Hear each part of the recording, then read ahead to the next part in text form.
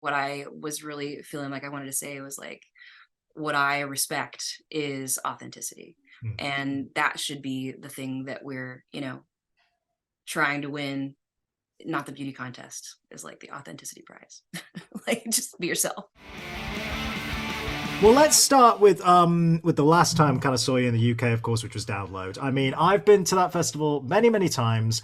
I honestly don't think I've ever seen a crowd that big on that stage. Like, it was a sea of people going absolutely nuts, and it's a real testament to your relationship with the UK over the years and everything. But just talk me through that moment. I know you've played that festival so many times, but I don't know, that looked extra special to me, that one this year. It was. It really was. It's hard to sum up. Like part of the energy for me was just backstage throughout the day, because we have played that festival for the last 20 years. I guess we were there in 2003, right? Yeah. When it was the first one back, and I remember that. I remember 2003 and I think 2004, it being kind of terrifying. And I remember Iron Maiden and just other really big and also really heavy bands. And I remember being like the only female around. And it's just weird because I was also a kid, and I just remember being really intimidated, like oh crap, like this is going to be a heavy crowd and I don't know what they're going to think about this. And it was always an amazing experience where at the end I'm like, yeah, victory, but this time was so different in the day leading up to it because I've just seen, it's just so clear the positive and awesome empowering change. On one hand, just as a woman in rock and heavy music, there were so many bands that had women in them, and so many of them that were either friends or people I hadn't met before that were up and coming and just wanted to say hey, and like they knew our music or were influenced by it somehow, which is just really incredible. It felt like, wow, just a beautiful full circle thing. And also, I don't know if I already said this at some point, but like I got my nails done backstage. Like Nice. it's such a different vibe. Like, so of feeling like an outsider to feeling fully like I belonged where I was, like that was the feeling. And we were all happy and hanging out with friends and supporting each other and going to other stages. So when it came time to do the show, I was just happy. Like I already was just feeling happy and completely opposite of nervous, just like, oh, I can't wait to do this. It was really dusty. There was all this dust everywhere. So we're back there, like, I'm like this, like, don't get my face messed up. And then we went out, and the crowd was just like a roar of just awesome, like as far back as I could see.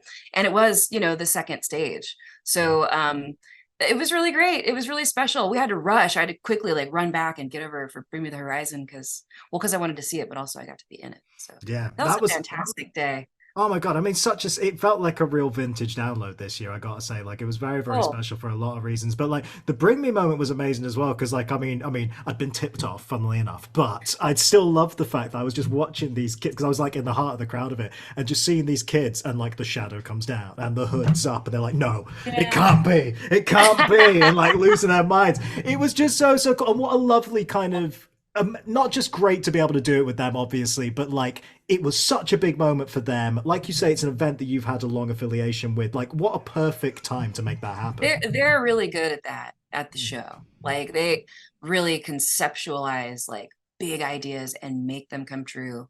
And they've been a band that's been really cool and inspiring to watch over the past few years because they're pushing something. Like it's just doesn't, you don't know what to expect, and it's great. So that was all their idea to have me up, and I was just like very excited about it all day. Obviously, the news is out there now that the reissue is coming. I was having a listen through it all today, and like it's remarkable hearing some of these demos and stuff. And I can only imagine for you, it must have been quite a trip just Yeah. kind of actually re-listening and going back and look. Like, did you discover anything about those songs you maybe forgotten about, or like did it make you look at anything in a new light, breaking it down in this way? It did. I really had to. It's one of those things where, like I said, like it's not like there's new content, like except for reconnecting with Frank Vronsky and seeing that entire photo shoot from the album, which was really cool to see, Wow. and that brought back some memories. But there wasn't, everything has leaked, like every demo Pretty much. I think I found one demo that I couldn't find on the internet that is in there that I was like, okay, I'll make sure to include this one just in case, like, this maybe something that nobody's ever heard. I think to the fans that aren't that little group of like massive found every demo, I think to the layman, like it would be cool and interesting. But other than that, it was like, well, I gotta come up with something. So I did like a track by track sort of talking about like, okay, I'll write something about each song, but it made me have to like go really listen to it. And we play, a lot of those songs live. I mean, there's at least a piece of all but two or three in our live show right now. So I'm familiar with the songs, but listening to everything on the whole album version, like, and just remembering random stuff like mix notes, and also just some of those songs are super old. So yes, it brought back good memories. It brought back some painful memories too. It just like reminded me of old like frustrations and resentments just in that world for me at the time. But I remembered like Imaginary is the reason that we always play it, and the reason it's always in our show is because I really felt from a early time like that was like somehow an encompassing core of our sound, like what Evanescence was to me, partially because it had some of that really old material stuff, like it was in our origins demos, all that. But it also is kind of born out of like my love of choir and my high school poetry and junior high poetry days. So like that swallowed up in the sound of my screaming little part was like a sixth grade, seventh grade poem that like I don't remember if it maybe started with that. It was like I just had this little idea, and then the song happened. And it's cool that a piece like that is so ancient and like a diary entry, honestly, like just a sweet old look at my cringy diary with all these embarrassing, poems. It's sweet and it's cool because I think that's the thing about it, that I it wouldn't come out like that now because I'm not 13 now. And there is a special beauty in that. And that's kind of why I've never wanted to truly like re-record, reversion, redo Fallen. I could, but like that's kind of what live is for. And the album is precious in a special way. Like I liked being able to remaster it because it just sounds beautiful and polished. You can hear little things pop out better. Um, and I again had to revisit and listen to it all, but I don't know. I didn't want to like, I don't know. It would be different. It's cool. We did synthesis already. That was great. Um, Exactly. You yeah, have already kind of done what you wanted to do in yeah, that yeah, regard. And it's capturing a moment in time, isn't it? You don't want to change that. That's a part of who you were. That's who you were at that particular moment, and that's why yeah, it relates to people, because we've all been that age, right? I think that kind of yeah, that's part of the universal quality to it. yeah. Yeah, I think it makes a lot of sense. I'm glad you mentioned Imaginary as well, because I mean that's a good example, but also just all over it. It's remarkable just listening to it back to back for a while, like which I hadn't done in a long time. Just like it's so ambitious for a debut album, and I mean that like how many debut albums, especially from a rock band, go, no, we're putting the choral arrangements in there, we're putting the strings on there. It's a bold move, and it's even bolder that it obviously works incredibly well and sounds really coherent. But like, talk to me about, did you have to fight for that element a little bit? Like, I mean, on a debut album, that's a big swing to take in a lot of ways. It helps when you have something that you really want to do that you're going to fight for, right? But that you have the ability to do.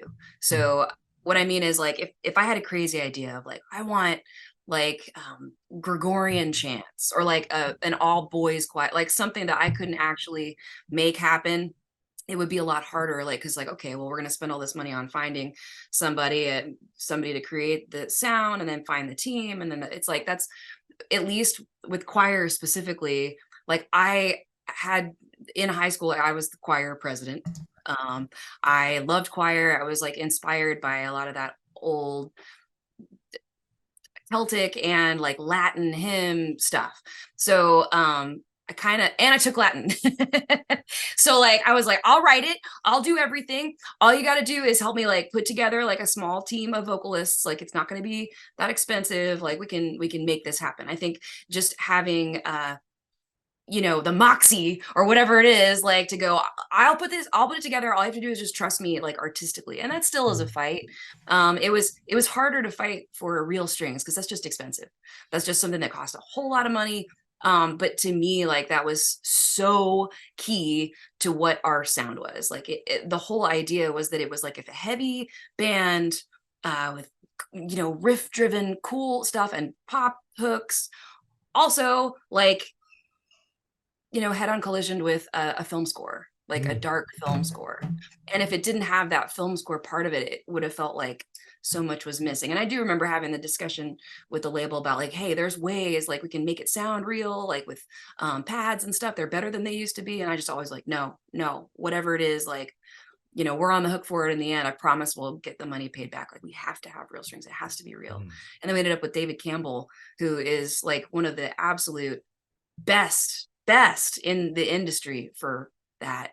And we've had just a lifelong career long partnership now that I'm so grateful for. I remember that as much as being influenced by music that we loved, we were really inspired by film and go to the movies all the time. And part of that is just an age in high school and whatever, all that. But a lot of it was just like, this is like research, like cool, I don't know, Donnie Darko, Edward Scissorhands. And a lot of it for me was like I was really learning that my favorite part about film was the music for the film. Not so much the soundtracks, that's great too, but like the score. Like the music is what makes you know how to feel. And there is a whole sub story going on underneath that you are feeling things that are deeper than just the words and actions of the characters. So that's why I started getting really inspired by like, okay, well, I want to be in a band, but I would really like to score a film, and like was going to school for that when we got signed. Wow.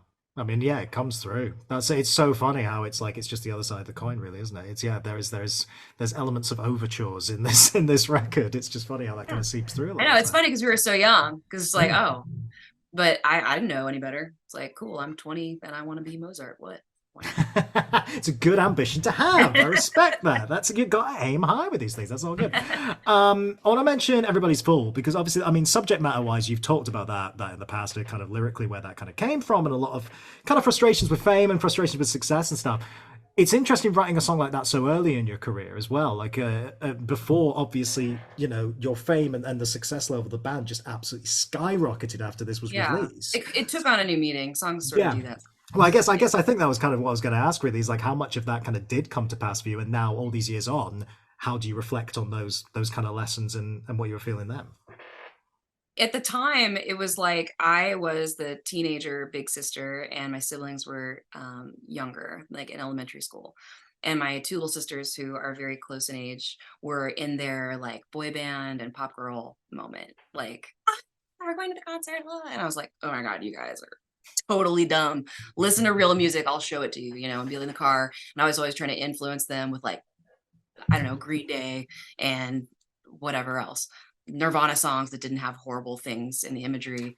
Um like so and they did like it. Like I did have them in that way, but at the same time like they were going through this like it just not just about the stars, but also like in school and like cliques and like what you look like seemed like just a really big focus. Like what you looked like, who liked you, all that stuff that everybody goes through that.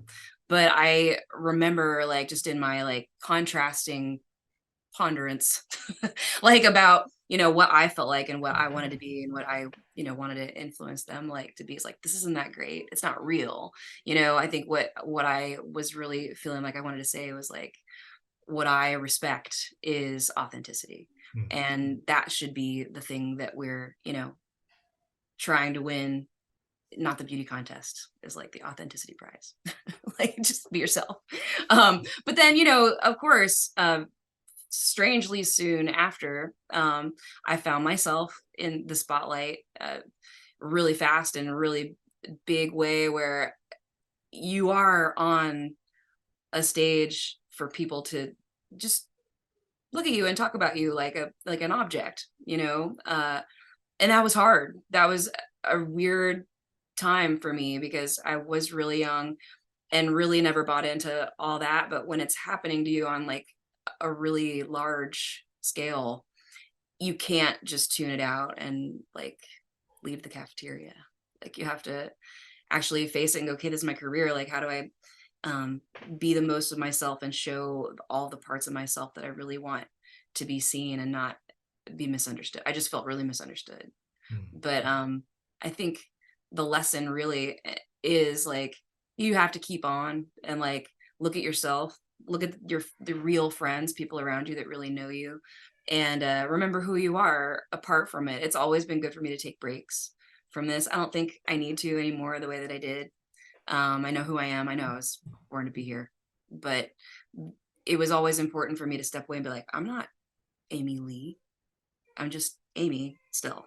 Like if it Right. never happened, like who I still am has to be, the same person. I still have hold of my identity, which is ever changing.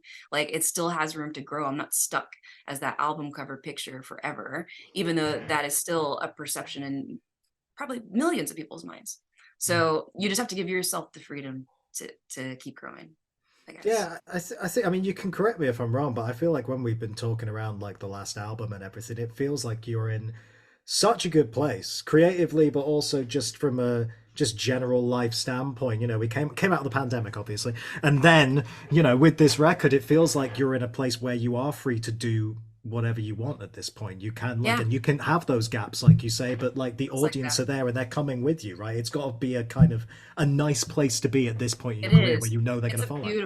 It's a beautiful place to be. This touring really since the pandemic, since we came back and we had a new album to play with and everything else, is really felt like a celebratory moment, especially the last year and a half or so. Everybody's happy, just seeing fans that we've seen in the crowd forever, but also, like we said, seeing new people and having fun together. And you learn stuff after years of doing it too. So like when we go on tour to a faraway, awesome place like Japan or Australia, like I know like I'm gonna want a day or two. Like we need to have fun. So I'm like, hey, we're not gonna just bang, bang, bang, show, fly. Like we're gonna have a day in between. Like we're gonna get there in time to have dinner if we want, like take a walk, see something new, and hang out together because this is our life. Like, this is our time. You spend a month on tour. Where did the time go? Like on stage, yeah, that's only 1 hour out of the day. So like, we're living life together. And I mean, how could I ask for more? I have Yeah. such an incredible group of people.